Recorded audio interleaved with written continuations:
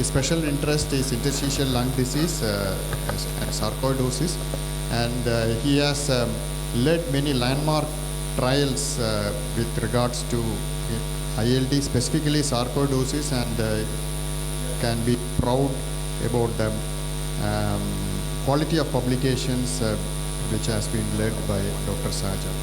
Over to Dr. Sahajal.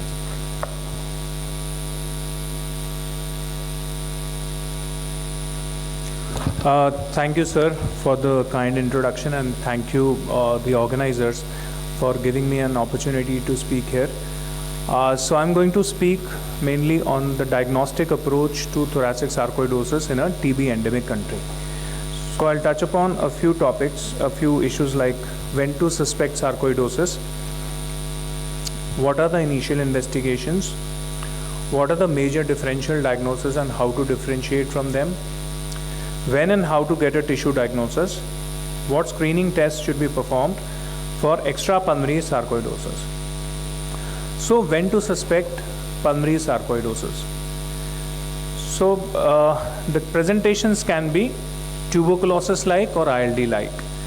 A tuberculosis-like presentation of sarcoidosis means the patient presents with a subacute onset of fever, cough, loss of appetite and weight.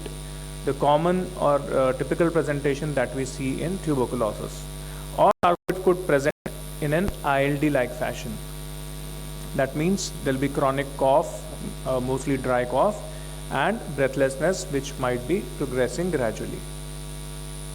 Other important symptoms of pulmonary sarcoid to begin with could be chest pain, an important symptom, and fatigue.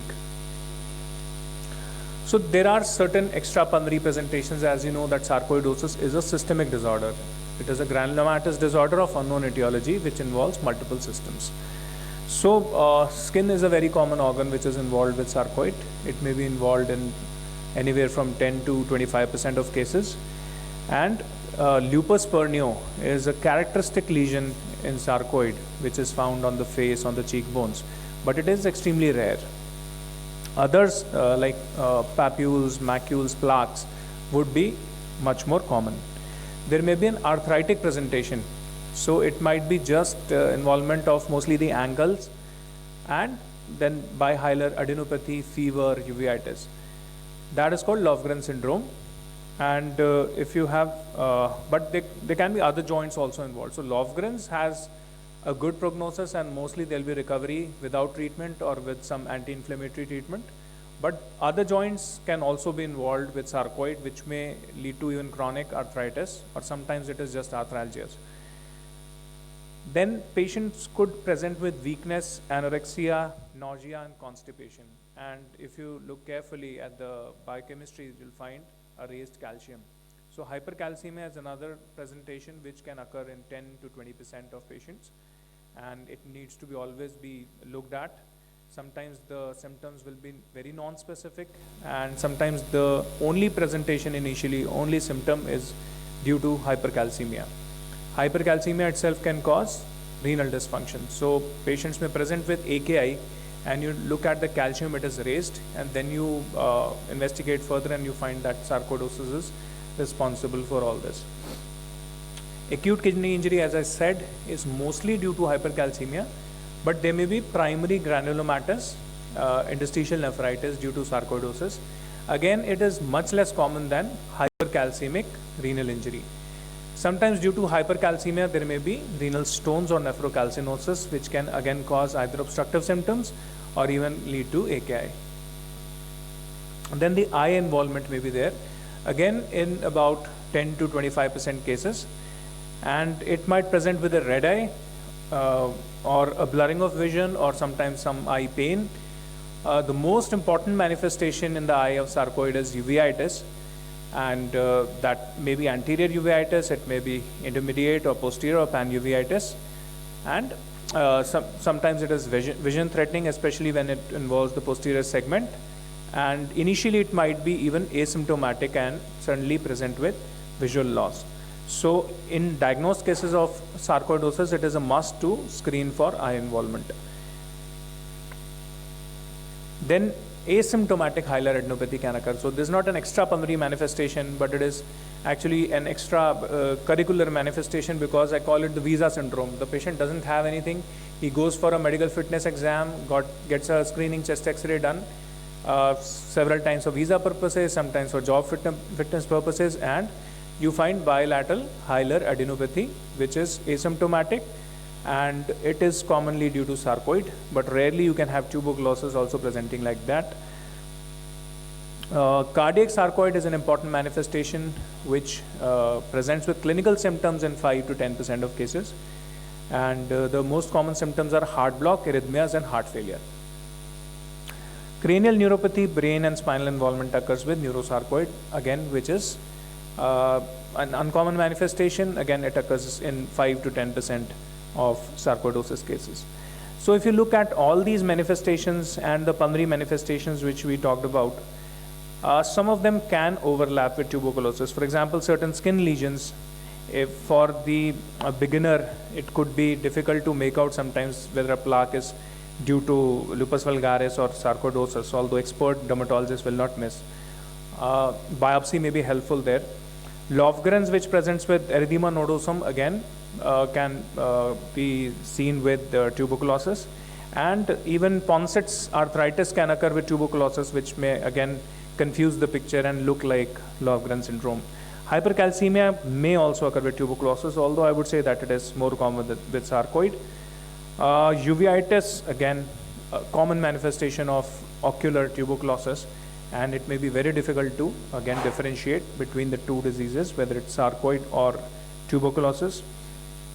As I said, it's sometimes hilar adenopathy with TB could also be asymptomatic, or it could throw certain symptoms like initial fever and some loss of appetite, some vague symptoms, and then the symptoms may disappear for some time before they may come back with a vengeance. And during that asymptomatic period, sometimes we could misdiagnose TB as sarcoid. And heart involvement is very uncommon with TB, but TB myocarditis is seen especially in the immunocompromised.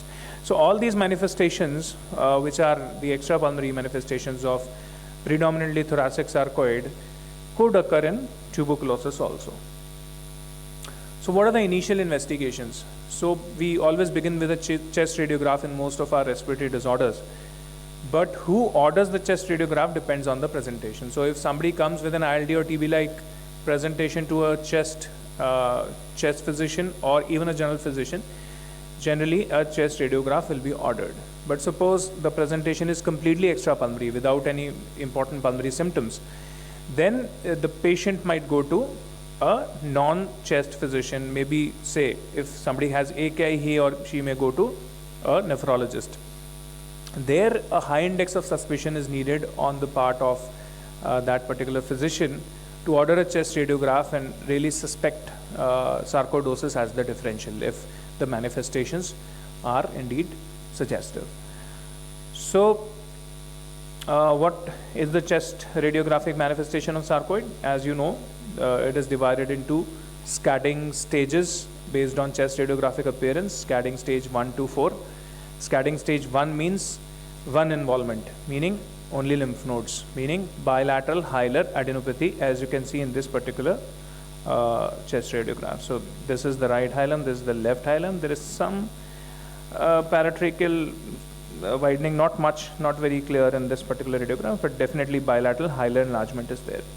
Stage 2 is where both the organs are involved, the lymph nodes and the lungs. So this is the hilar enlargement, and you can see fine reticular opacities and sometimes even nodular opacities on this particular radiograph. So that is stage 2. Stage 3 is when the lymph nodes, which could have been there in the past, have now gone away, they have resolved, or they were not there to begin with, and finally the patient has landed up with this kind of presentation where there is interstitial opacities and reticular as well as some nodular opacities, although mostly reticular opacities can be made out here.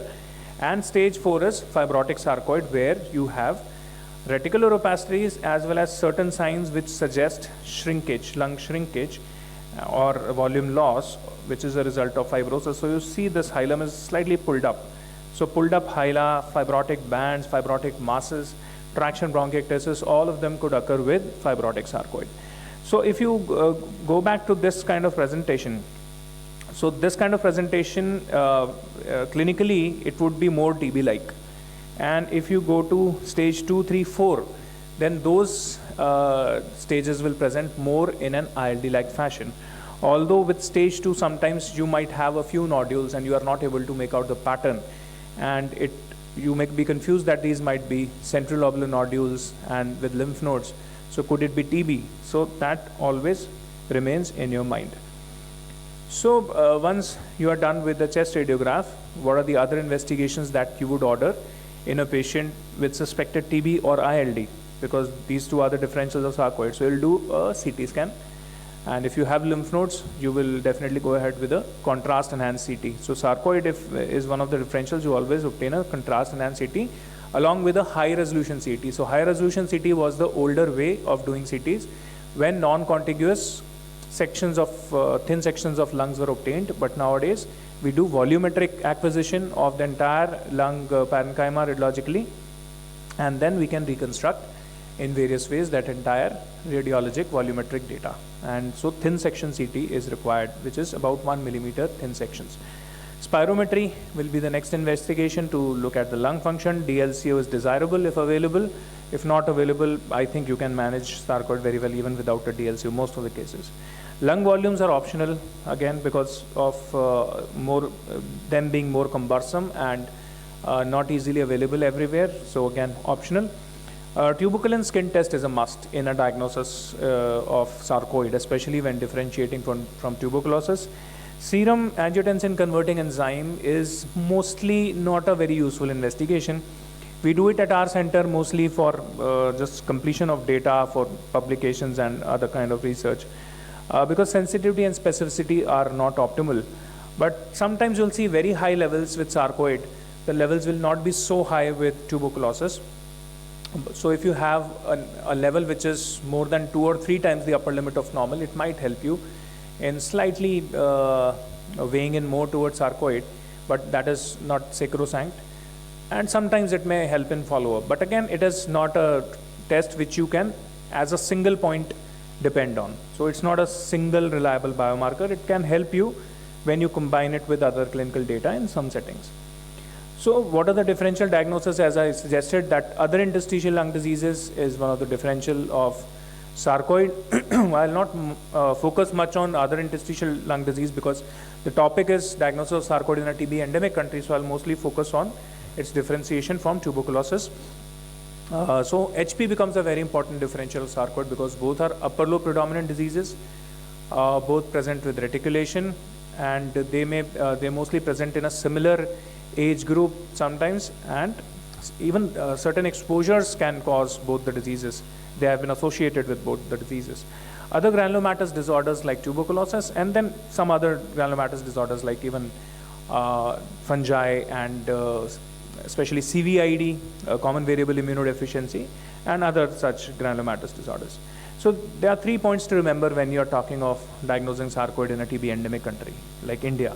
So India, especially the northern India, has a high prevalence of both sarcoid and TB. But TB is obviously very high in incidence, although when it resolves with treatment, then the prevalence of chronic TB is hardly any, but sarcoid may become chronic, and then the prevalence may be much higher than tuberculosis. So in certain regions. So annual TB incidence in India is about 210 per lakh population. We recently estimated various ILDs, their prevalence and incidence in our region by a study of about 2,000 subjects at our region, and then we combined our data with the ILD India registry. So about 3,000 subjects were used to estimate the burden of various ILDs in India, and we found that sarcoid had an annual incidence of 4 to 8 per lakh population. So it is much, much less than tuberculosis, but the prevalence is 24 to 48 per lakh population. So the national burden could be anywhere from 1.25 to 2.5 lakhs in India. Number 2 is that Mycobacterium tuberculosis causes TB, but it is also implicated as an inciting pathogen in sarcoidosis. So sometimes the presence of just MTB DNA which was done through old in-house PCRs with certain non-specific probes. So mere presence of MTB DNA could not help you differentiate sarcoid from tuberculosis. So this was a meta-analysis published way back, about more than 15 years back, from our center by Dr. Dheeraj Gupta. And there we looked at the molecular evidence for the role of mycobacteria in sarcoid. And about 1/4 of the biological samples in patients with sarcoid had presence of mycobacterial DNA. These were mostly in-house PCRs for the IS6110. So just presence of mycobacterial DNA does not really give you the answer, especially if they are the old non-specific PCRs.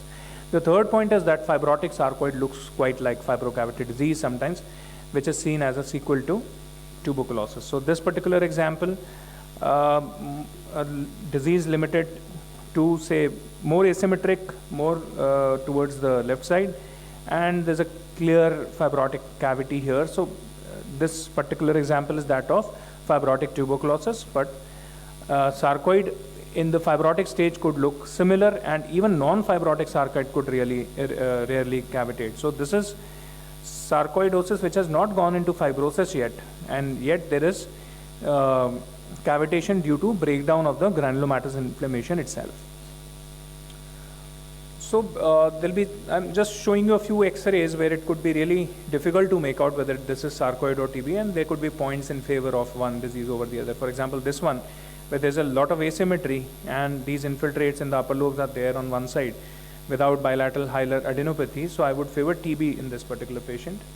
Again, a similar example, but this is not unilateral disease, this is more bilateral, but again asymmetric with almost the entire lung is involved. So this case finally proved to be sarcoid, although again TB will be a very close differential. Here we had this kind of a collapse of one particular lobe, which was due to stenosis caused due to tuberculosis. There was involvement of the upper lobes also. There was some consolidation here, and then this kind of a picture, which finally proved to be again sarcoid with bilateral extensive involvement, giving rise to a stage 3 disease. So how to differentiate between sarcoid and TB? 90% of patients with sarcoid in India would demonstrate energy, cutaneous energy. That is, if you do a MAN2 test or a tuberculin skin test, you will find a less than 10 millimeter in duration. So in about 10% of subjects with sarcoid, we do find a more than 10 millimeter in duration with the MAN2 test. But I would say that highly indurating MAN2s or TSTs would be increasingly rare with sarcoid. So I would say that, say, if the MAN2 is more than 20 millimeter, 25 millimeters, that would hardly be seen with sarcoid. Although we have rare cases which could present with a 20 millimeter MAN2. And sometimes it's always a dilemma whether they were TB that got self-healed. So we have to remember that TB also heals itself in a lot of cases. So you can't sometimes really say that whether it was TB or sarcoid, unless TB really presents in its typical form with microbiologic positivity. So a diagnosis of sarcoid does not include the presence of latent TB. So even if MAN2 is negative, IGRA could be positive in sarcoid, and that could represent a latent TB infection in sarcoid patients. So whenever you are planning, say, anti-TNF agents for sarcoid, and even if MAN2 is positive, but MAN2 is negative, but IGRA is positive, then you need to be careful. You might need to treat for latent TB before you start any anti-TNF agents. So it could be positive in 1/3 of patients with sarcoid in India. So this is, these are lymph nodes in the right paratracheal region, even prevascular lymph nodes are there, and then there is a small station 7 lymph node. So in this particular case, with the hyla were free, so it will be a really confusing case whether it is TB or sarcoid, but it will be more in favor of TB, because if you have bilateral hilar nodes, it goes more in favor of sarcoid. If you have asymmetric nodes or a very large node on one side, or if you just have 1 or 2 lymph node stations, few lymph nodes without symmetry on both the sides, then you favor TB in those cases. But you always have to go for a tissue diagnosis and get some material for microbiology. Another important sign is this kind of a hypodensity in a good contrast enhanced scan, which points towards necrosis, and it goes in favor of tuberculosis. The third differential in this case would be lymphoma.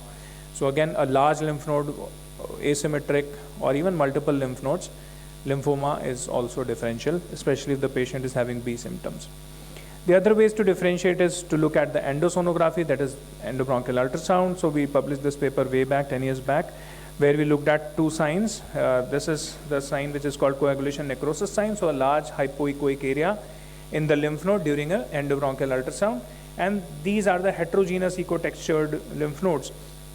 Both of them point towards tuberculosis, only rarely found with sarcoidosis. So the increase, the heterogeneous ecogenicity increases the odds of TB to 8, and coagulation necrosis sign increases the odds to 10. So they are relatively specific for tuberculosis. But when you have malignancy as the concern, they can also occur with a malignant lymph node. So don't forget that malignancy also gives rise to similar features. So if you combine heterogeneous ecotexture or coagulation necrosis sign with a positive MAN2, then the specificity is as high as 98%, but the sensitivity is about 42% only.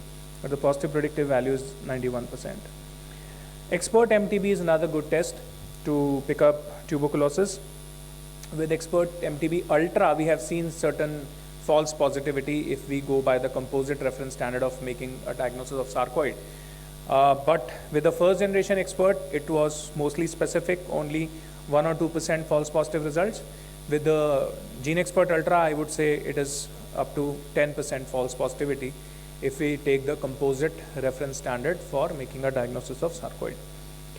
Other things to go for is basically bronchoscopy to obtain not only tissue but also microbiologic tissue for microbiology as well as histology.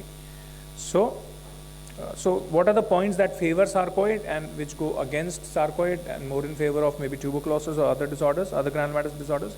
So numerous granulomas, granuloma in granuloma appearance, compact, tightly packed, non-necrotic granulomas, perilymphatic, and sparse surrounding lymphocytic infiltrate, so the so-called naked granulomas.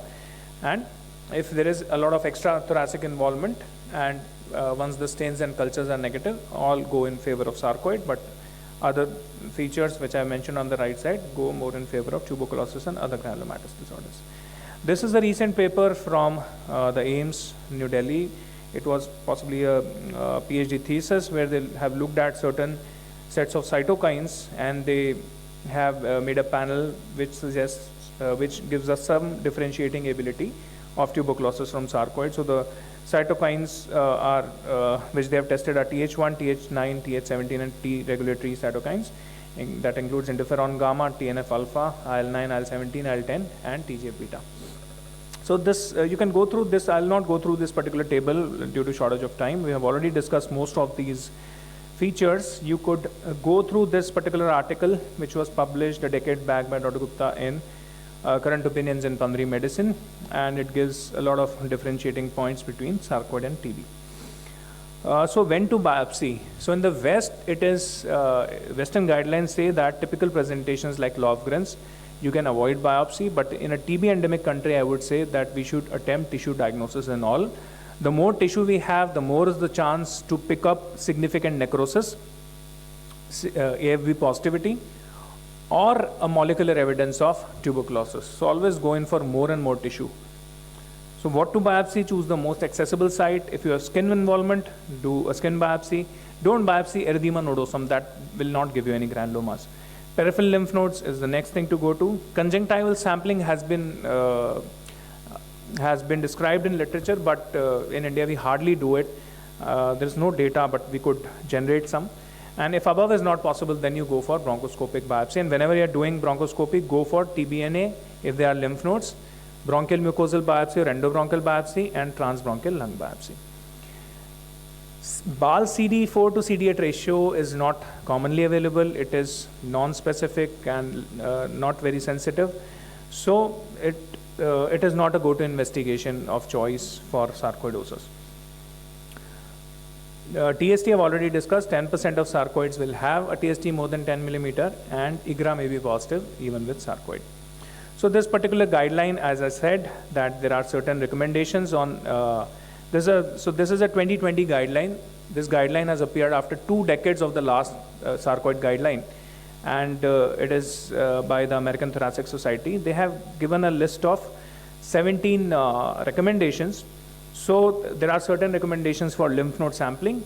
It can be remembered by the mnemonic ABC. So asymptomatic bilateral hilar lymphadenopathy, there is no recommendation for or against sampling. But they say that if it is asymptomatic or there is Lofgren's, then you may not need to sample. But in our country, as I said, we should sample. We can prefer bronchoscopy over mediastinoscopy, and if clinical suspicion is high, there is no need to sample. Again, I will disagree. In the Indian context, we should sample most of our sarcoid patients if possible. So the typical sarcoid-like syndromes are Herefords, Lofgren's, and lupus pernio. Then this is a list of the screenings for extrapulmonary disease, which includes liver function tests, especially alkaline phosphatase and gamma-glutamyl transpeptidase, blood counts, creatinine, calcium, vitamin D, eye examination with slit lamp, electrocardiogram, echocardiography, and then either you could do only alkaline phosphatase or a full LFT. I would prefer a full LFT. Then they make special recommendations on cardiac sarcoid, and the investigation of choice for cardiac sarcoid is MRI. Mostly we do not go ahead in the absence of symptoms, but if some patient has a heart block and an unexplained arrhythmia, can I have 2 more minutes? An unexplained arrhythmia and unexplained heart failure, especially young patients having any of these manifestations, we must have a high index of suspicion for cardiac sarcoidosis. So the first investigation is an ECG, especially look at the PR interval. Prolonged PR interval may be the first sign, electrocardiographic sign of a block occurring due to cardiac sarcoidosis. The investigation of choice is MRI. It gives late gadolinium enhancement in specific areas, which can help you pinpoint at sarcoid. Endomyocardial biopsy is hardly ever done now because of patchy involvement. It is very many times negative. The sensitivity might just be 25% or 30%, and the risks are slightly more than that we can have with this kind of a poor sensitivity. Then for pulmonary hypertension, go ahead with the transthoracic echo. If the suspicion is very high, even if echo is normal, go for right heart catheterization. So this is the kind of flow chart that this guideline has provided. So they have said that highly supportive of sarcoid clinical presentation, don't do biopsy, but I would say we should do biopsy. And if biopsy is recommended, then obviously you go ahead and then rule out other significant granulomatous disorders. These are the new biomarkers with little data, like chitotriosidase and serum amyloid A are some biomarkers on which some data are coming. Soluble IL-2 receptor is a better marker than ACE, but again, it has its own limitations with specificity, sensitivity, and availability. So my take-home message is that no common presentations of sarcoidosis. Give special attention to several extrapulmonary features. Attempt tissue diagnosis in all cases. The important differentials are tuberculosis and interstitial lung disease. A negative tuberculin skin test is sensitive for sarcoidosis, 90%, because only 10% of sarcoid will have a positive TST. Combine bronchoscopic modalities like transbronchial needle aspiration, bronchial mucosal biopsy endobronchially, and transbronchial lung biopsy for tissue diagnosis. Obtain as much tissue as possible so that you increase your chances of finding necrosis, AFB, and MTB DNA, which should be looked at by specific tests like expert, which are mostly free of contamination, free of operator error, and more specific in terms of the probes they use, and screen for extrapulmonary involvement. Thank you.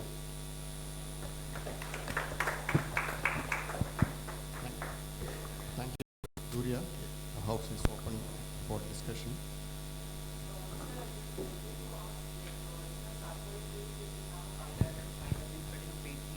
No parenchymal features, we are doing bronchoscopy, and we do not find any endobronchial involvement, no nodules. So should we do biopsy in those cases even, like we should do a mucosal biopsies? First question. And second question, any role of regular PET CT scans in the follow-up or diagnosis of the sarcoid patients? So the first question, if you have adenopathy, you go ahead with EBUS TBNA. But even if you don't have any mucosal findings on the bronchial mucosa or no findings in the lung on a CT scan, still we go ahead with endobronchial and transbronchial lung biopsies because even with radiologically normal looking lung, you would have 20 to 30% chance of getting granulomas. And if you get granulomas from the lungs, especially in radiologically normal lungs, there is a higher chance of sarcoidosis than tuberculosis. We are going to publish that paper. We have that data ready. That the chances of TB in granulomas coming from a normal lung on CT are less. It is more common with sarcoid to have granulomas from radiologically normal looking lungs.